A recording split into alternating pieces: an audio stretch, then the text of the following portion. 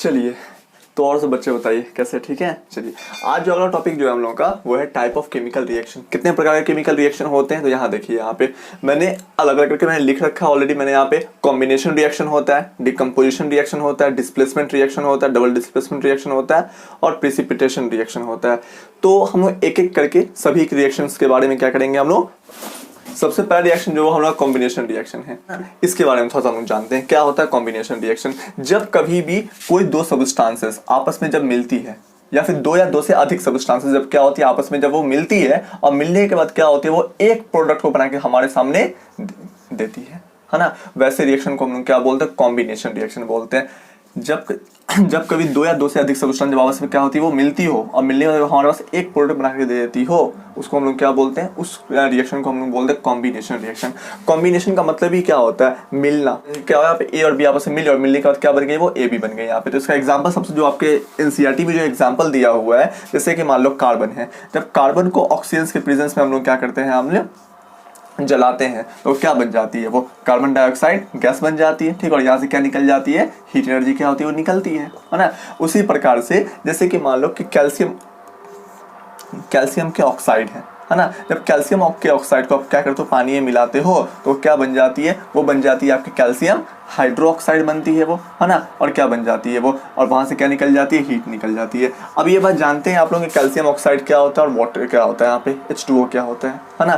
Calcium oxide जानते हैं क्या होता है। आज से बहुत साल पहले लोग सब क्या करते थे कि अपनी दीवार के ऊपर जो है पेंटिंग करने का काम करते थे, किससे, चूना पत्थर का इस्तेमाल करते थे वो पेंटिंग करने के लिए। उसी चूना पत्थर को हम लोग क्या बोलते हैं, कैल्शियम ऑक्साइड बोलते हैं। जब उसको पानी में मिला दिया जाता था, है ना, तो वहां से क्या निकलती थी, चूना बन के, चूना का पानी का घोल निकल के आता था हमारे सामने यहाँ पे, और उसको क्या करते, उसका हम लोग इस्तेमाल पेंटिंग करने के लिए किया करते थे। और साथ ही साथ क्या हुआ करता था, वहां से हीट एनर्जी काफी ज्यादा निकल जाया करती थी। आपने देखा भी होगा, जब चूने को पानी में रखते थे आप, तो वहां से काफी ज्यादा अमाउंट में हीट एनर्जी क्या होती थी, वो निकला करती थी। तो ये वही वो रिएक्शन है, यहाँ पे लिखा हुआ है यहाँ पे, है ना। चलिए, जैसे मान लो कि ये कौन से स्टेट में होगा, ये सॉलिड स्टेट में, ये क्या है आपका, ये लिक्विड है। जब कैल्शियम हाइड्रोक्साइड बनेगी तो वो क्या होगी, वो आपकी एक्वस स्टेट में होगी। अब सवाल में आता है एक्वस का मतलब क्या होता है।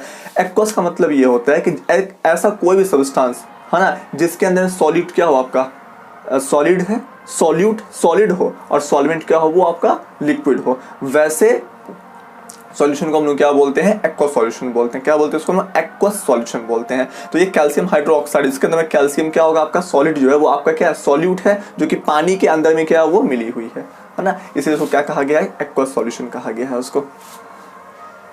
उसी प्रकार से कुछ और एग्जांपल यहाँ पे देख लीजिए। यहाँ पे जैसे कि मान लो कि मैं यहाँ पे करता हूँ, जिंक है ना, और SO4 यानी कि सल्फेट है। यहाँ पे जब ये दोनों आपस में मिलेगी तो क्या बन जाएगा, ये बन जाएगी आपकी, ये जिंक सल्फेट क्या होगी, वो आपकी बन जाएगी वो। यहाँ पे देखिए, यहाँ पे दो चीजें आपस में मिली और मिलने के बाद क्या बन गई, एक प्रोडक्ट बन के समझ में आ गया। तो ऐसे रिएक्शन को हम लोग क्या बोलते हैं, कॉम्बिनेशन रिएक्शन बोलते हैं। कुछ और एग्जाम्पल आप यहाँ देख लीजिए यहाँ पे, है ना। जैसे कि मैं यहाँ पे लिखता हूँ, यहाँ पे H2 हाइड्रोजन गैस है ना, गैस के फॉर्म में है ये, और यहाँ पे क्या आपका ऑक्सीजन है ना, और मिलने के बाद क्या बन जाती है, ये वाटर बन जाती है H2O, है ना। इसको बैलेंस कर दीजिए, यहाँ पे 2 लग जाएगा, तो यहाँ पे क्या लगाना पड़ेगा आपको, 2 लगाना पड़ेगा यहाँ पे, है ना। तो ये सारे के सारे रिएक्शन जो हैं, ठीक है, ये सारे के सारे रिएक्शन क्या कहलाएंगे आपको, वो कहलाएंगे आपके कॉम्बिनेशन रिएक्शन। जैसे मान लो कि सल्फर है ना, सल्फर को क्या करते हो आप, ऑक्सीजन के प्रेजेंस में क्या करते हो आप, उसको हीट अप करते हो, है ना। तो जलने के बाद क्या बन जाती है, सल्फर डाइऑक्साइड गैस बन जाती है, और वहां से क्या निकल जाता है, वो हीट निकल जाती है, वो निकलती है, जानते हैं आप लोग यहाँ पे, है ना। जब सल्फर लिया आपने ऑक्सीजन के प्रेजेंस में, वो जलती है वो, है ना। तो जलने के बाद क्या बनता है, गैस निकल के आती है, सल्फर डाइऑक्साइड गैस, है ना, और वहां से क्या निकल जाता है, हीट निकल जाता है। तो अगर आप यहाँ पे देखोगे कि यहाँ पे कॉम्बिनेशन रिएक्शन में जितने भी रिएक्शंस हुए हैं, सारे रिएक्शंस होने के बाद वहां से क्या निकल रहा है, हीट निकल रहा है। कोयला को आपने जलाया, जलने के बाद कार्बन डाइऑक्साइड गैस और हीट निकली। जब आपने चूना पत्थर को पानी में डिप किया आपने, तो कैल्शियम हाइड्रोक्साइड बनी और वहां से हीट निकला, है ना। जैसे कि सल्फर जो ऑक्सीजन के प्रेजेंस में क्या किया गया, उसको हीट किया गया, तो सल्फर डाइऑक्साइड गैस बन गई वो, और वहां से क्या निकलना स्टार्ट हो गई, वो हीट एनर्जी निकलना स्टार्ट हो गई यहाँ पे। इसका मतलब जैसे मान लो कि यहाँ पे जिंक है, जिंक जैसे आप सल्फेट में मिलाओगे तो क्या बन जाएगी आपकी जिंक सल्फेट, वहां से भी क्या होगा, आपका हीट एनर्जी निकलेगा। इसका मतलब ये है कि जितने भी सारे कॉम्बिनेशन रिएक्शंस होंगे, उन सब में से क्या होगी, वो हीट एनर्जी क्या होगी, वो रिलीज आउट होगी। अच्छा, अगर वहां से हीट एनर्जी रिलीज आउट हो रही है, तो ऐसा रिएक्शन जिसमें से हीट एनर्जी निकल जाए उसको हम लोग क्या बोलते हैं, एक्सोथर्मिक बोलते हैं, एक्सोथर्मिक रिएक्शन बोलते हैं उसको हम लोग यहाँ पे, ठीक है। तो अब इसका मतलब ये है कि जितने भी सारे कॉम्बिनेशन रिएक्शन आपको यहाँ पे दिखाई पड़ रहे हैं वो मैक्सिमम से मैक्सिमम जो कॉम्बिनेशन रिएक्शन है वो क्या है, वो आपको एक्सोथर्मिक है वो, है ना। और ऐसा होता भी है, मैक्सिमम जो एक्सोथर्मिक रिएक्शन जो होता है वो क्या होता है, वो आपका कॉम्बिनेशन रिएक्शन होता है। तो सवाल में आता भी है ये कॉम्बिनेशन रिएक्शन क्या हो सकता है, ठीक है। तो आप क्या जवाब क्या दीजिएगा कि वो एक्सोथर्मिक हो सकती है, वो तो आप क्या बोलते हो, एक्सोथर्मिक रिएक्शन मैक्सिमम टाइम क्या होगा, वो आपका कॉम्बिनेशन रिएक्शन होगा। तो जहां पे कॉम्बिनेशन रिएक्शन होगी तो मैक्सिमम टाइम वहां पे क्या होगा, आपका वहां से हीट एनर्जी क्या होगी, निकलेगी, और हीट एनर्जी निकली तो उसको हम लोग क्या बोलेंगे, एक्सोथर्मिक रिएक्शन बोलेंगे। ठीक है, चलिए इसके तो आपको समझ में आ रहा है कॉम्बिनेशन रिएक्शन होती क्या चीज है। अगला टॉपिक पे आते हैं यहाँ पे डिकम्पोजिशन रिएक्शन, जो इसका अगला रिएक्शन है।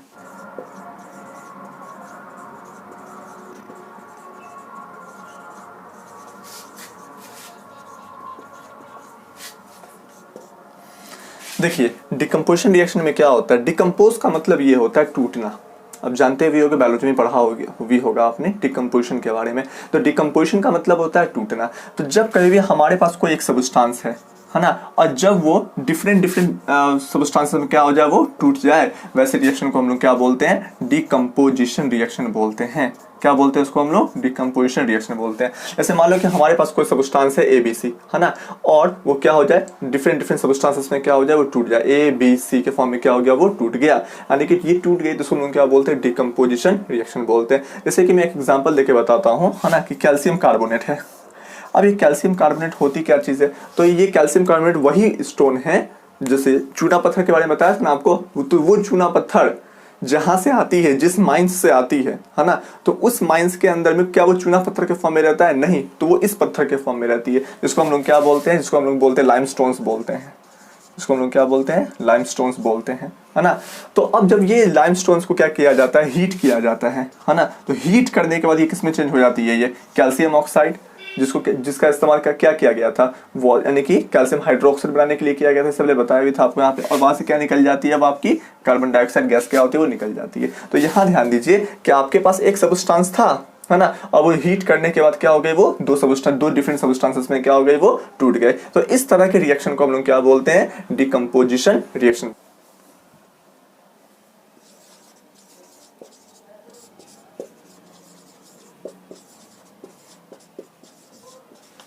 यहाँ ध्यान दीजिए, कैल्शियम कार्बोनेट जो थी, ठीक है, वो किसके फॉर्म में टूट गई, वो कैल्शियम ऑक्साइड के फॉर्म में, और कार्बन डाइऑक्साइड गैस के फॉर्म में क्या हो गई, वो टूट गई, है ना। तो यहाँ ध्यान दीजिए कि इस एक सब्सटेंस को दो भागों में तोड़ने के लिए मुझे किस चीज की आवश्यकता पड़ी, हीट की आवश्यकता पड़ी। तो एक बात देखिए यहाँ पे, ये जो कैल्शियम कार्बोनेट है वो किस फॉर्म में टूट गई, वो कैल्शियम ऑक्साइड के फॉर्म में और कार्बन डाइऑक्साइड गैस के फॉर्म में क्या हो गई, वो टूट गई यहाँ पे। तो इस चीज को दो भागों में टूटने के लिए किस चीज की आवश्यकता पड़ी, हीट की आवश्यकता पड़ी यहाँ पे। तो उसी प्रकार से जितने सारे डिकम्पोजिशन रिएक्शन होंगे वहां पे एनर्जी की आवश्यकता होगी यहाँ पे। भले वो एनर्जी आपका हीट के फॉर्म में हो सकती है, इलेक्ट्रिसिटी के फॉर्म में हो सकती है, या नहीं तो वो सनलाइट के फॉर्म में हो सकती है ना। तो इसका मतलब यहाँ पे है कि जितने भी सारे डिकम्पोजिशन रिएक्शन होंगे वहां पे एनर्जी की आवश्यकता होगी, एनर्जी मुझे पुट करना पड़ेगा। इससे पहले जब हम कॉम्बिनेशन रिएक्शन पढ़ रहे थे वहां से एनर्जी क्या हो रही थी, हीट एनर्जी निकल रही थी, लेकिन यहाँ पे एनर्जी मुझे क्या करना पड़ रहा है, पुट, यानी कि देना पड़ रहा है हम लोगों को यहाँ पे। तो एक ऐसा रिएक्शन जिसमें हम लोगों को हीट एनर्जी या फिर इलेक्ट्रिकल एनर्जी या नहीं तो सनलाइट की लाइट एनर्जी मुझे देनी पड़ जाए उस रिएक्शन को करवाने के लिए, तो वैसे रिएक्शन को हम लोग क्या बोलते हैं, वैसे रिएक्शन को हम लोग बोलते हैं इंडोथर्मिक रिएक्शन बोलते हैं, इंडोथर्मिक रिएक्शन बोलते हैं। ये पॉइंट को याद रखिएगा, इसको हम क्या बोलते हैं, इंडोथर्मिक रिएक्शन बोलते हैं। तो चलिए यहाँ पे तो कितने प्रकार के डिकम्पोजिशन रिएक्शन होते हैं। पहला जो डिकम्पोजिशन रिएक्शन जो होता है वो होता है थर्मल डिकम्पोजिशन रिएक्शन। क्या होता है, थर्मल डिकम्पोजिशन रिएक्शन।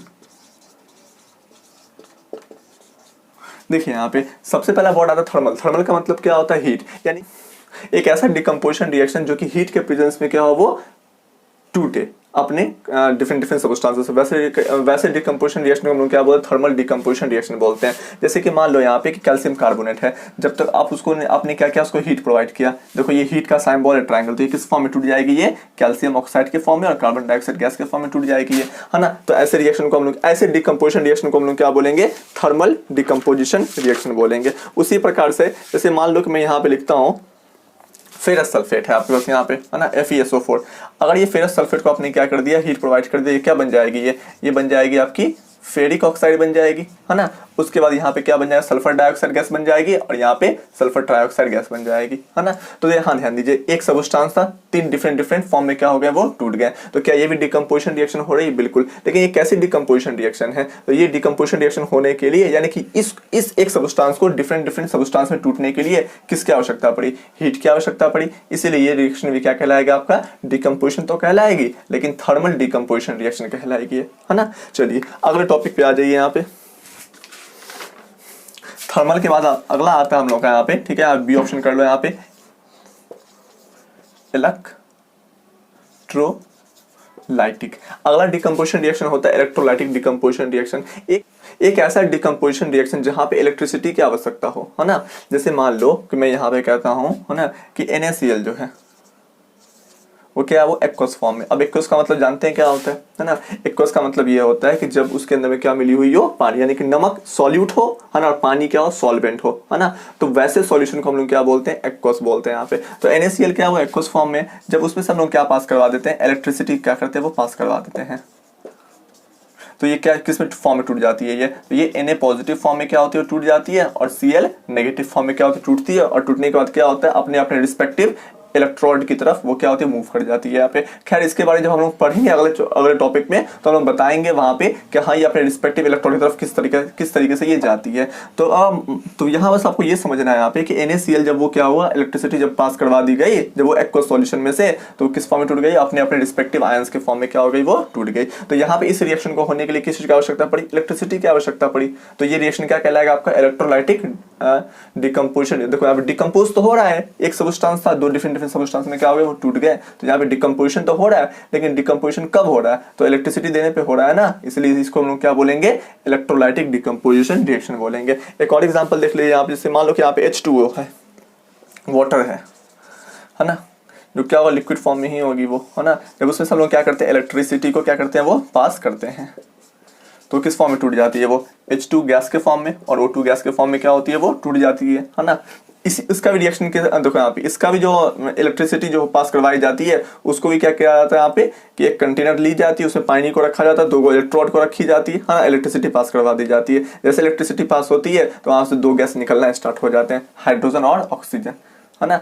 पढ़ाएंगे जब हम क्लोरल अल्कली प्रोसेस पढ़ेंगे तो उसके अंदर में हम लोग इन दोनों के बारे में पढ़ेंगे यहाँ पे, है ना। देखो यहाँ पे एक सब्सटेंस था, 2 डिफरेंट सब्सटेंसेस में क्या हो गए, वो टूट गए, है ना। तो इस प्रोसेस को हम लोग क्या बोलेंगे? डिकम्पोजिशन। सॉरी, इस तरह के रिएक्शन को क्या बोलेंगे हम लोग? डिकम्पोजिशन तो बोलेंगे, लेकिन कैसा डिकम्पोजिशन? इलेक्ट्रिसिटी से हुआ ना ये, इसलिए हम इलेक्ट्रोलाइटिक डिकम्पोजिशन रिएक्शन बोलेंगे इसको हम लोग यहाँ पे। खैर अगले टॉपिक पे आ जाइए। अगला है हम लोगों का यहाँ पे photolytic decomposition reaction, photolytic decomposition reaction, है ना। तो अब यहाँ ध्यान दीजिए, अगला जो डिकम्पोजिशन रिएक्शन है वो हमारा क्या है? फोटोलाइटिक। फोटोलाइटिक का मतलब क्या होता है? एक ऐसा डिकम्पोजिशन रिएक्शन जिसमें किसकी आवश्यकता पड़े? लाइट की आवश्यकता पड़े। वैसे रिएक्शन को हम लोग क्या बोलते हैं? फोटोलाइटिक। जैसे कि मैं कहता हूँ यहाँ पे, ये सिल्वर ब्रोमाइड है आपका यहाँ पे, ठीक है। जब इसमें से क्या पास करवा दिया गया? सनलाइट को पास करवा दिया, है ना। तो ये किस फॉर्म में टूट जाएगी?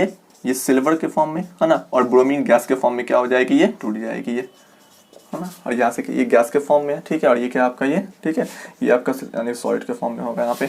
अच्छा अब यहाँ ध्यान दीजिए, अब यहाँ पे, है ना, सबसे पहली बात आती है यहाँ पे कि ये जो है ना, इसका जो कलर जो होगा, देखो यहाँ पे, तो अब सबसे पहली बात आती है यहाँ पे कि ये जो एक सब्सटेंस था, जब सनलाइट हमने प्रोवाइड किया इसको, तो ये किस फॉर्म में टूट गई? वो Ag सिल्वर के फॉर्म में, और ब्रोमीन गैस के फॉर्म में क्या हुआ? वो निकल गए। तो एक सब्सटेंस, 2 डिफरेंट सब्सटेंसेस में टूट गए, बिल्कुल। तो ये डिकम्पोज हो रहा है, बिल्कुल डिकम्पोज हो रहा है यहाँ पे। तो ये डिकम्पोजिशन कब हो रहा है? सनलाइट के प्रेजेंस में हो रहा है ना, इसलिए इसको हम लोग क्या बोलेंगे? फोटोलाइटिक। यानी कि फोटो का मतलब क्या होता है? लाइट होती है, और लाइटिक का मतलब क्या होता है? टूटना होता है ना। उसी प्रकार से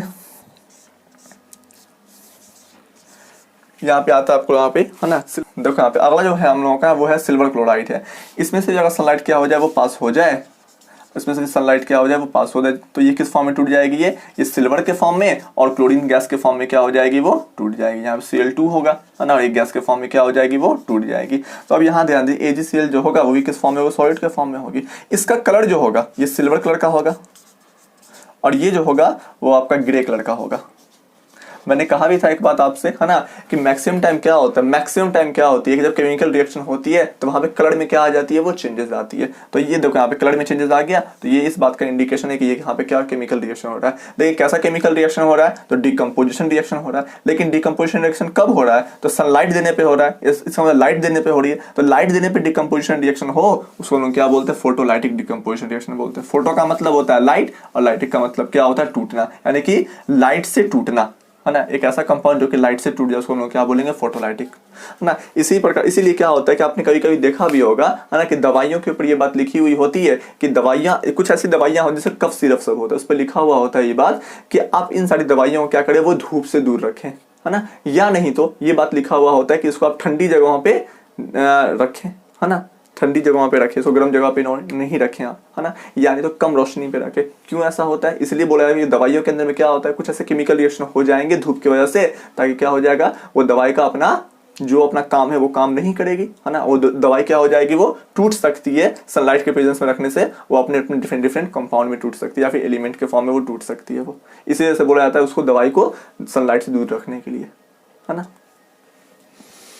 चलिए बस इतना ही यहाँ पे। बाकी जो आपके रिएक्शन जो बचे हैं, ठीक है, बाकी रिएक्शन क्या क्या बचे हैं, displacement reaction, double displacement reaction, precipitation reaction, वो याद रखिएगा। खैर मैं लास्ट में ये बात बताना भूल गया आपको, यहाँ पे डिकम्पोजिशन रिएक्शन जो होगा वो हमेशा इंडोथर्मिक कहलाए। क्यों, क्योंकि हम लोगों को किसी भी सब्सटेंसेस को तोड़ने के लिए या फिर किसी भी कंपाउंड को तोड़ने के लिए हम लोगों को किसकी आवश्यकता पड़ रही थी, एनर्जी की आवश्यकता पड़ रही है। और जहां पे भी क्या हो जाए, एनर्जी देनी पड़ जाए, है ना, वैसे रिएक्शन को हम लोग क्या बोलते हैं, इंडोथर्मिक रिएक्शन बोलते हैं। बताया था इस बारे में आपको, याद रखिएगा इस पॉइंट को। चलिए बाकी जो बचा रिएक्शन, है ना, वो हम लोग कल देखते हैं, है ना, अगले वीडियोस में हम लोग क्या करते हैं उसको देखते हैं। देखिए वैसे इस रिएक्शन का जो इस्तेमाल जो हुआ करता था, ठीक है, वो कब हुआ करती थी, जब ब्लैक एंड व्हाइट फोटोग्राफी जब चला करती थी, तो उस टाइम में क्या होता था कि इस रिएक्शन का इस्तेमाल किया जाता था ब्लैक एंड व्हाइट फोटोग्राफी के लिए, है ना। इस पॉइंट को भी याद रखिएगा, इस रिएक्शन का इस्तेमाल यहाँ पे जो लिखा हुआ है ये रिएक्शन।